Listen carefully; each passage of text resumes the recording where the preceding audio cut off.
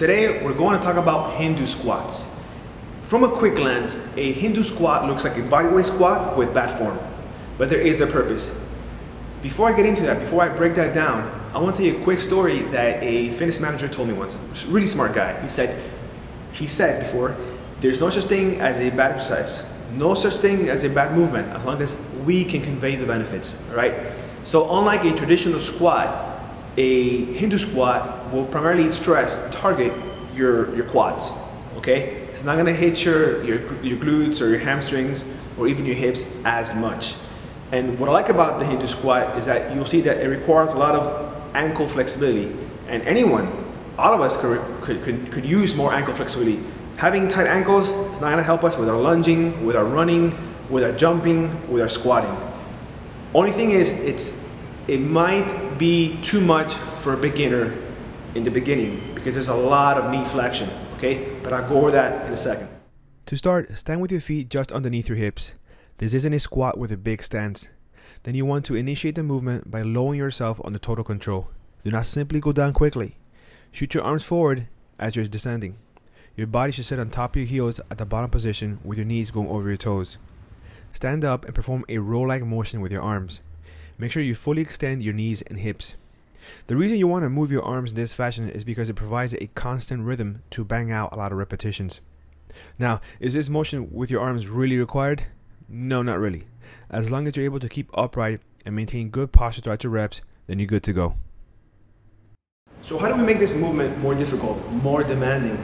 Do we simply get a barbell, put it on our backs and go for heavy sets? No, that's not the goal of this movement, okay? If you want to do that, you're better off just doing barbell squats. This one is for quad endurance and to get the ankle flexibility benefits that this movement requires.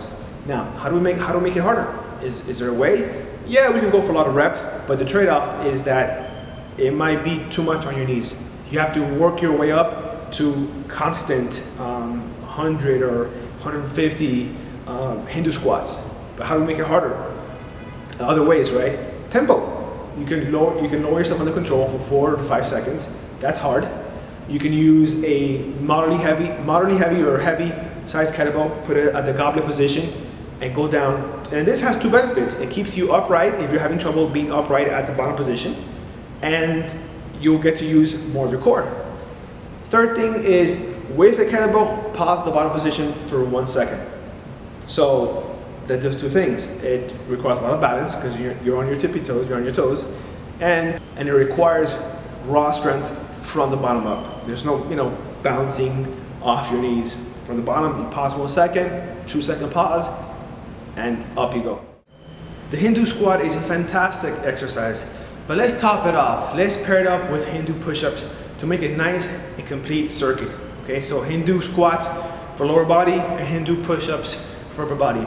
The Hindu push-up, man, awesome movement. It's also, it can also be called, it's often called a dive bomber push-up. So, a couple of muscles. You're gonna use your shoulders, your triceps, your pecs. You're gonna work on back flexibility. That movement, your triceps, just an amazing movement, okay? So let's see how it looks. All right, guys, so now we're on the floor, so I can show you the Hindu push-up, or again, the dive bomber push-up. Now, I'm gonna show you a few ways, the complete way and the modified way. And I'm gonna show you common mistakes as well. Inverted V. So that movement by itself, you're already stretching your lats, your calves, your hamstrings. So yes, this is a movement that requires a lot of strength, but there's a lot of flexibility that goes with it. That's why I love it, okay? So let's go back to that inverted V, right?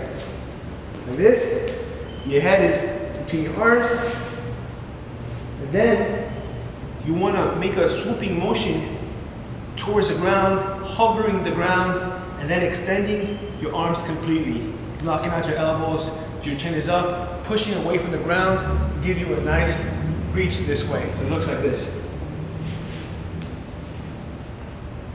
Okay, so if you're doing this, not good enough. You need to really extend this way. Now, go back down. This is the complete way. You go back down the same way. Go back up the same way you came back down. So, back to the ground. My elbows are tucked in. Don't flare them out. Like this. Push away. And go back into your inverted V. Now again, close to the ground. Extend lock out your arms, just like this. Again. Now, that movement might look simple. It is not. So again, chest, triceps, shoulders, core, hamstring flexibility, lat flexibility, upper back flexibility. This movement is too important not to do.